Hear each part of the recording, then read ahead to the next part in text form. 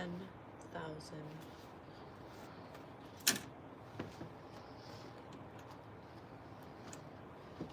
Figure out joint situation.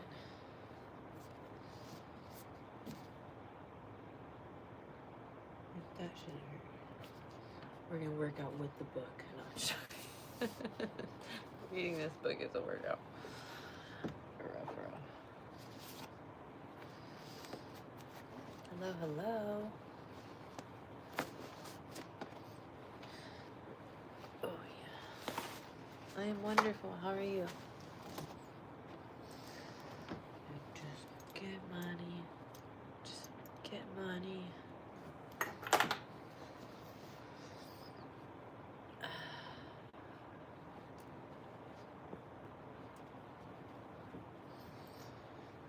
Who wants to be popular? Yuck.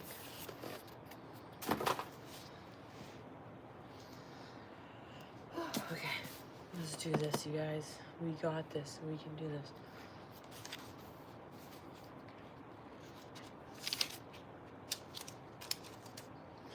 '91.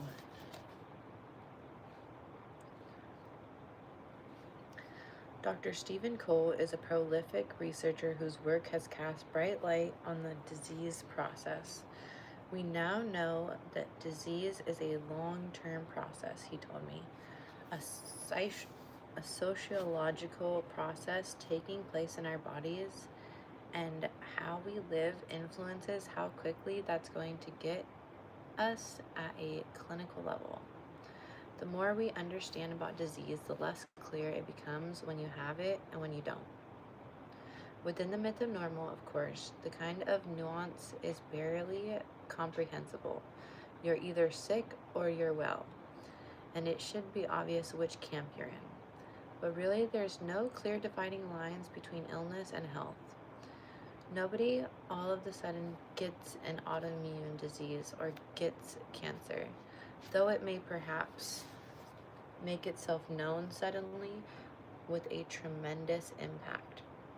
A few years ago, the New Yorker featured an article titled, "What's Wrong with Me?" A poignant first-person account of yet another idiopathic autoimmune condition. The piece was also a perfect depiction of disease as a long-term process, rather than a distinct entity. I got sick, the author writes with a pained humor. The way Hemingway says, you go broke, gradually and then suddenly. One way to tell the story is to say that I was ill for a long time, at least half a dozen years, before any doctor I saw believed I had a disease. Another is to say that it took hold in 2009, the stressful year after my mother died, when a debilitating fatigue overcame me. My lymph nodes ached for months, and a test suggested that I had recently had Epstein-Barr virus. The telltale hallmark of the disease processes are there. The prolonged course, the professional befuddlement at the lack of specific markers on physical examination, blood tests, or imaging studies, and the sudden interpersonal stress that brings on the full-blown manifestation of illness. Toward the end of the article, the writer reports a revealing clue as to the source of her devitalizing malady, one that should have been a signal to her treating physicians. In May, my endocrinologist speculated, after various MRIs, that I had an idiopathic disorder in the hypothalamus,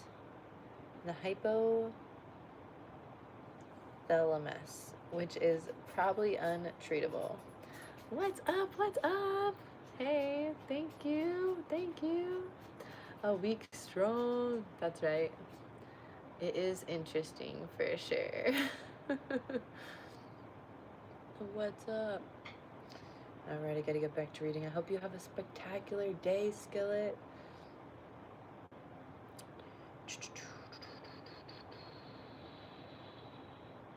which is probably untreatable. Reading this has me a little bit nervous. I'm over here like, maybe all my joints. I'm not gonna say it though. I'm not gonna say it. But I am like, it's been a little weird. I've been in my joints, like the doctors for my joints since I was a teenager. My cartilage and my elasticity. Something's adding up. The clue, we've seen it already. The hypothalamus is the hub of the body's brain and stress apparatus, a key modulator of immune activity and the apex of the autonomic nervous system. It is the transducer into psychological data of our emotional functioning and therefore of our interpersonal relationships and of our relationship to ourselves. It translates fear, loss, grief, and stress into responses in our bloodstream, organs, cells, nerves, lymph nodes, messenger chemicals, and modules throughout the entire organism. They're talking about our organism. Thus, from a broader interpersonal biology point of view, her illness may not be so idiopathic after all, but the understandable outcome of chronic and acute stress. Even if untreatable by present-day medical techniques, it need not be beyond healing, especially if we bring in a wiser, science-based appreciation of the interconnected complexity of the disease process and the body-mind unity. Returning to cancer, the work of Dr. Cole and colleagues has shown that activation of the body's stress response can promote tumor growth and spread. It is important to note, as they warned, that stress per se does not cause cancer. However, clinical and experimental data indicate that stress and other factors such as mood, coping mechanisms, and social support can significantly influence the underlying cellular and molecular processes that facilitate malignant cell growth. This raises a key point. Stress cannot cause cancer for the simple reason that our bodies naturally harbor potentially malignant cells all the time. The body contains over 37 trillion cells in all various stages of development, maturity, and decay. Malignant transformation happens regularly. I wanted to just go to sleep. I wanted to just crawl up into bed and lay down and go to sleep. That's honestly how I was feeling. I was like, get another 30 minutes before these rascals wake up. But then it would be really hard to read, so I figured if I get through these 10 pages, then by the time they wake up, I can feed them and just cuddle them, and that would feel better. So, we have 9 pages to get through.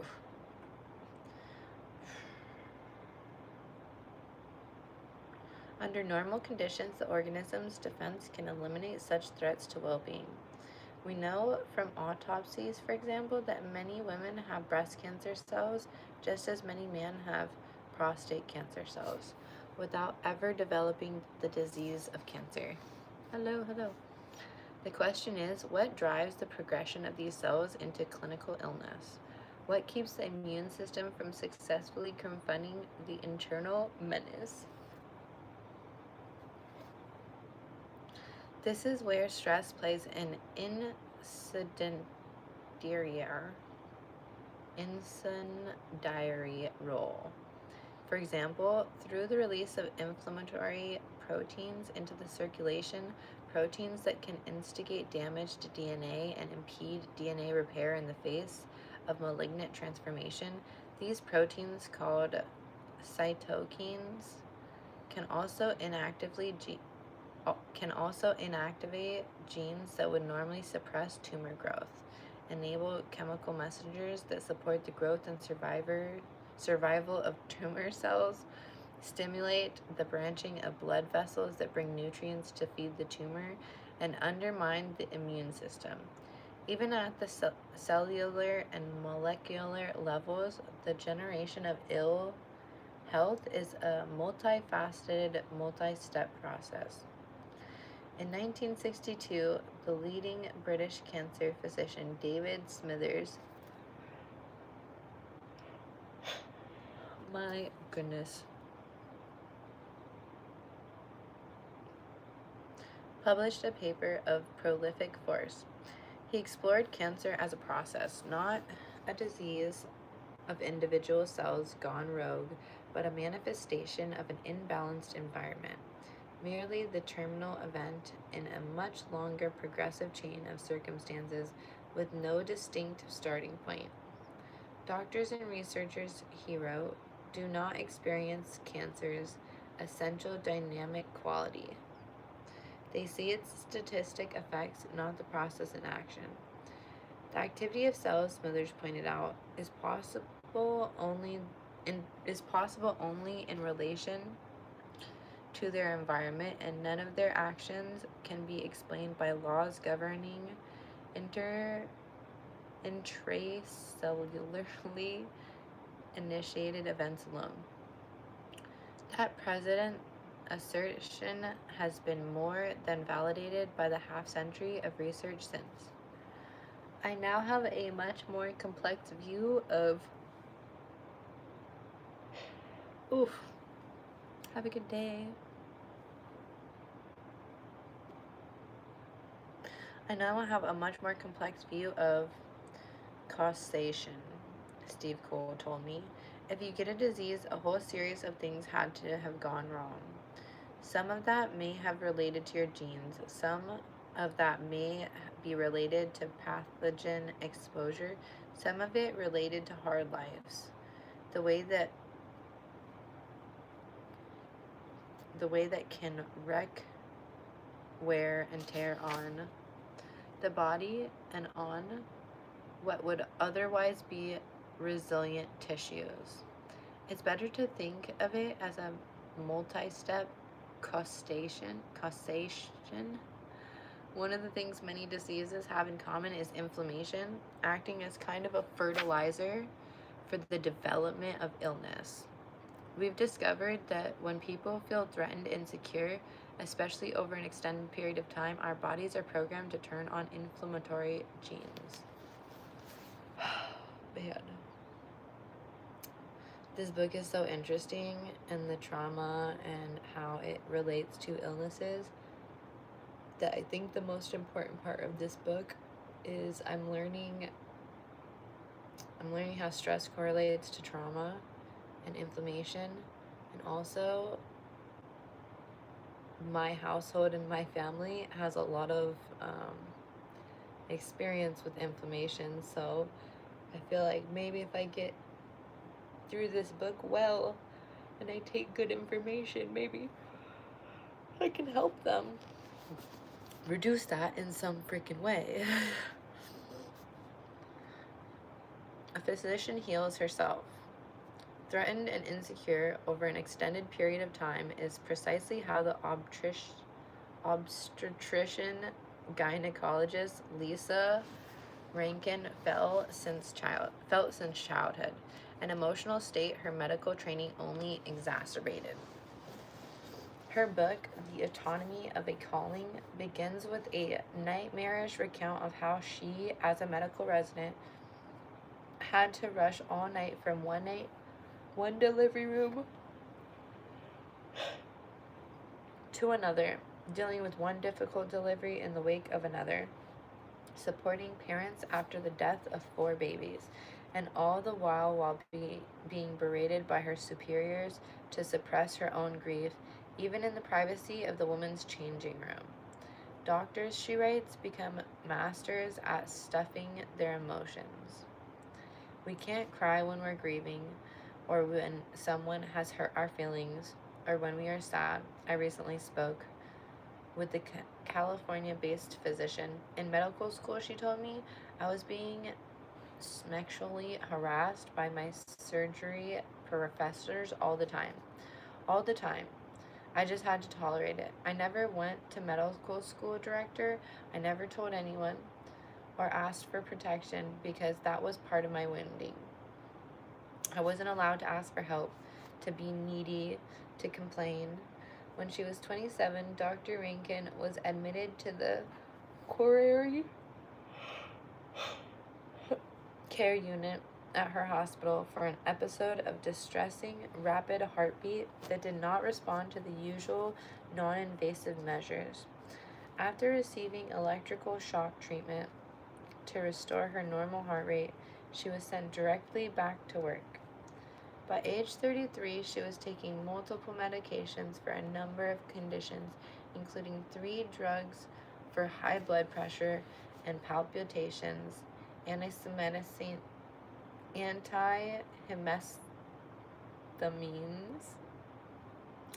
a steroid, which again is a stress hormone, and weekly injections for allergies, which she was told she'd have to stay on for the rest of her life.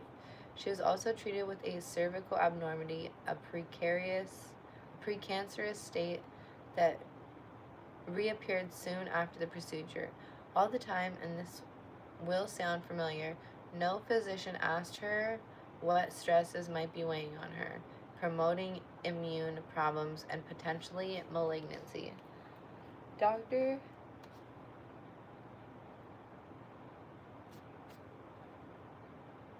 Today, Dr. Rankin is fully healthy and taking no drug at all. In her case, healing owed nothing to conventional medical treatment and everything to do with personal transformation she was guided to undertake. A journey she began when, at age 35, she was nearly suicidal. Within 6 months of quitting my job, I was off all of my medications, she reports. She is now a mother, a healer, a seminar leader, and the author of several books. Her key insight was to recognize her entire life as the ground for her several illnesses, physical and mental. Not separate entities, but dynamic processes expressing her interactions with the world. I had been a stereotypical good girl, overachiever, top of my class, always pushing to develop my talent and intellect, not to satisfy me, but to be accepted by others, she told me. That relentless pressure, she learned, manifested in her illnesses. She had to let it go. As Lisa Rankin realized, much good can come from open-minded engagement with the process that disease represents.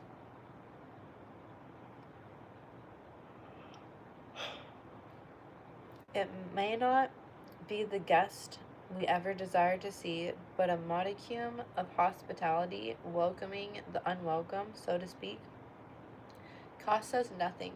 It may even lead to an opportunity to find out why this particular visitor has come to call, and what it might tell us about our lives. I do like that there's so many stories about so many people that were given like lifelong illnesses. Like, you're gonna have to be on the medication forever. My baby was told that she was gonna need to be on this specific medication forever for inflammation. She had eczema that literally sent her to the hospital.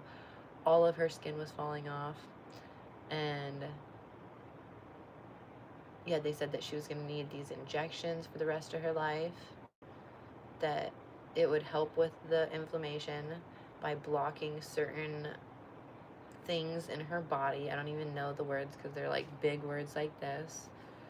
We did it a couple months and it seemed like it was kind of helping, but she was still having inflammation. There were still things showing up in her body, and we took them off. Like, we took her off at like 5 months, and she's been doing better than she has her whole little 3 years of life. So it's crazy. So I'm confident that whatever's going on in her little body is environmental in some way, whether it's physically or mentally and emotionally. And I love that in this book they talk about that, how these people were given these diagnoses that were incurable, but suddenly They'd found the triggers, the way that their body was responding and reacting. They followed it to the source, and they were able to get off all of their medication and live long, healthy, lives. A traumatic tension, attachment versus authenticity. Most of our tensions and frustrations stem from compulsive needs to act the role of someone we are not. To hear Anita Morjani tell it, the disease that nearly killed her was no random misfortune. The person I was before I got cancer, the best-selling author told me, was afraid of disappointing other people. I was a pleaser.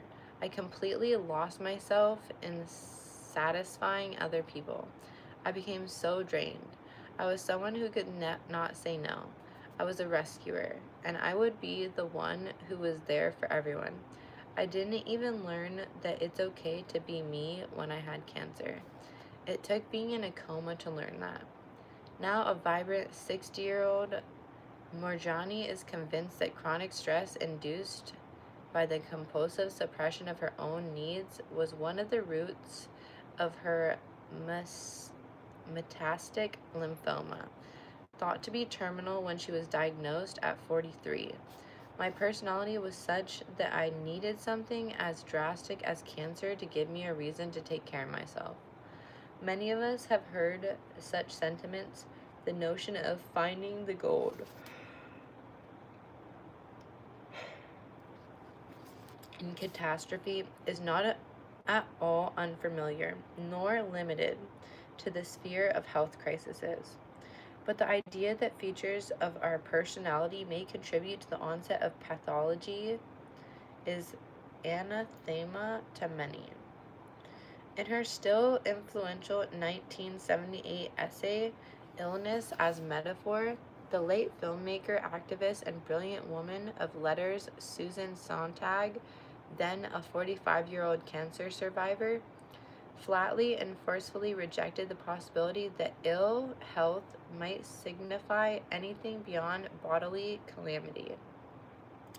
Theories and diseases are caused by mental stress are always an index of how much is not understood about the physical terrain of a disease, she wrote. To assert that emotions contribute to disease was for her to promote punitive or sentimental fantasies, to traffic in lurid metaphors and their trappings. She found this view especially distressful because she perceived it as a way of blaming the patient. I decided that I was not going to be culpabilized.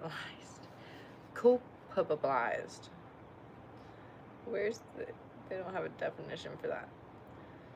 Sontag's aspic rejection of the mind-body connection resonated not only in intellectual circles, but also in some of the most harrowed centers of medical thinking. A few years later, the New England Journal of Medicine's future first woman editor, Dr. Marcia Engel, cited it approvingly, deriding as folklore the idea that mental state is a factor in the causing and curing of specific diseases, a myth for which the evidence is at best anecdotal. Like Sontag,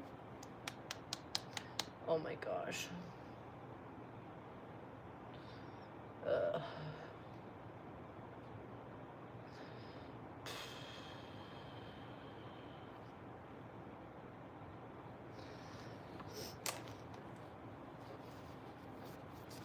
I get sleepy.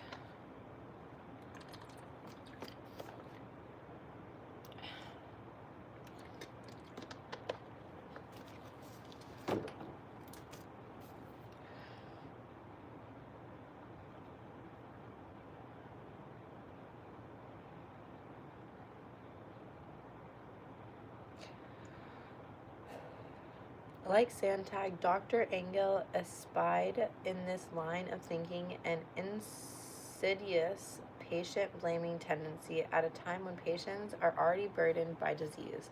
They should not feel further burdened by having to accept responsibility for the outcome. I agree wholeheartedly that no one ever ought to be made to feel guilty for whatever transpires with or within their body, whether the guilt arises from the self or is imposed from without. As I stated earlier, blame is inappropriate, unmerited, and cruel. It is also unscientific, but we have to take care not to fall into an easy fallacy, asserting that features of the personality contribute to the onset of illness, and more generally perceiving connections between traits, emotions, developmental histories, and disease is not to lay blame. It is to understand the bigger picture. 1, 2, 3, 4. We have 4 more pages.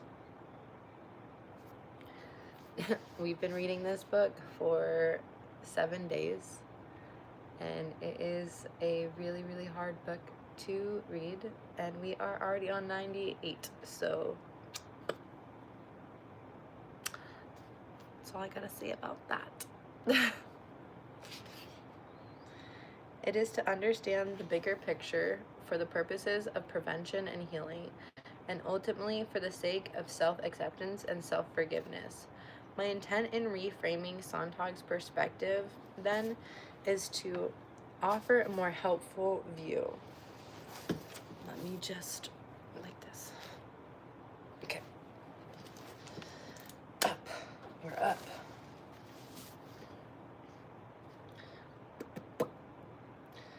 For purposes of prevention and healing, and ultimately for the sake of self-acceptance and self-forgiveness.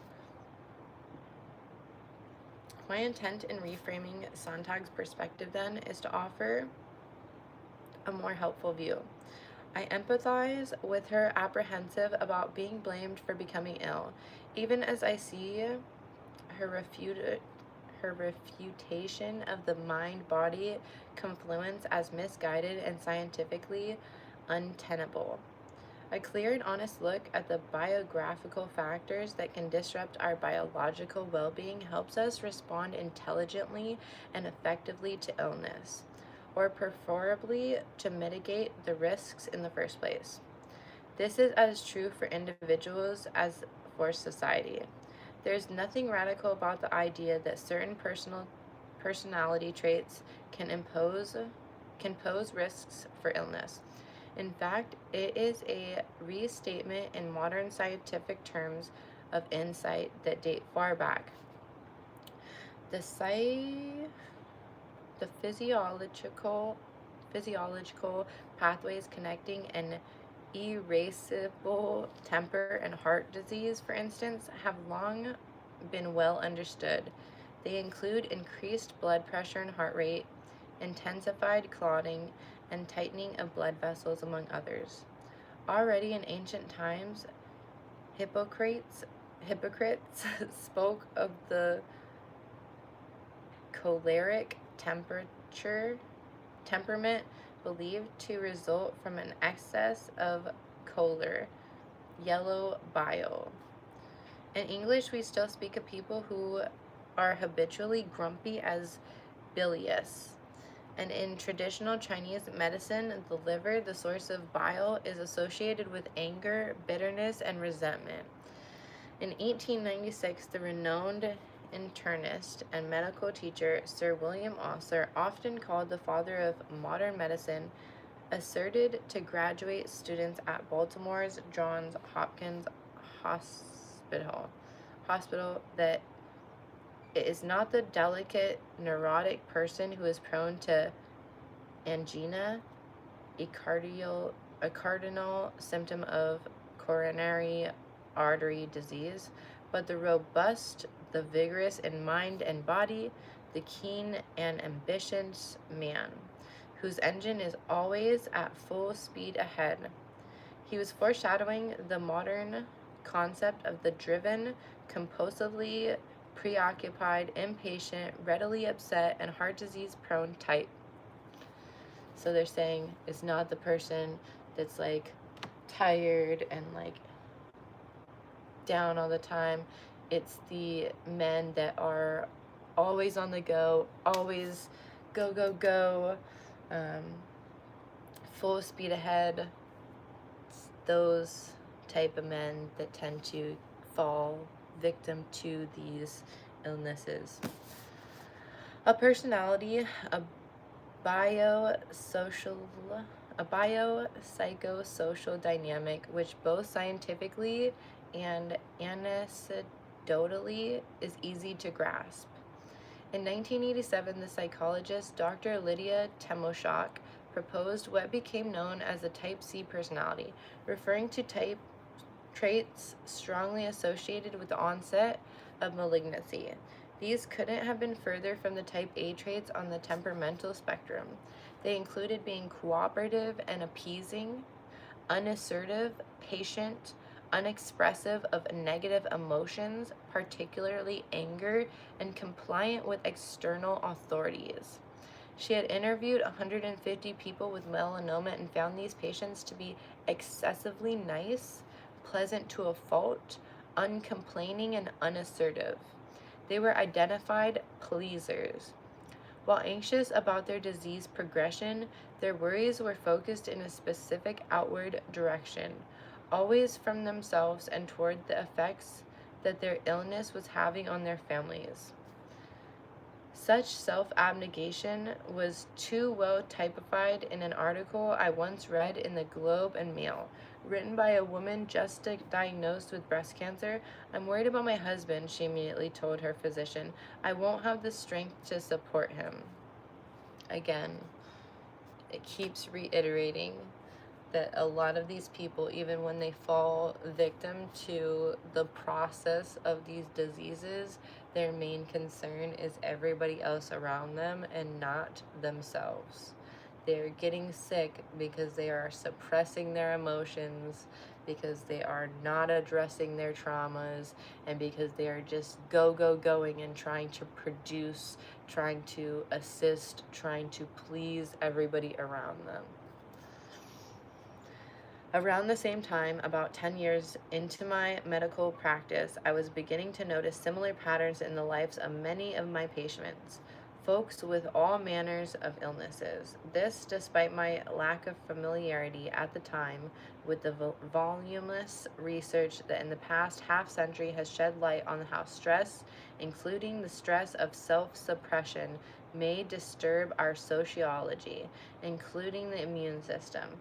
Not knowing then of Dr. Temoshak's work, I came to a like conclusion because they virtually urged themselves upon me.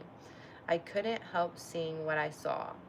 Time after time, it was the nice people, the ones who compulsively put others' expectations and needs ahead of their own, and who repressed their so-called negative emotions, who showed up with chronic illnesses in my family practice, or who came under my care at the hospital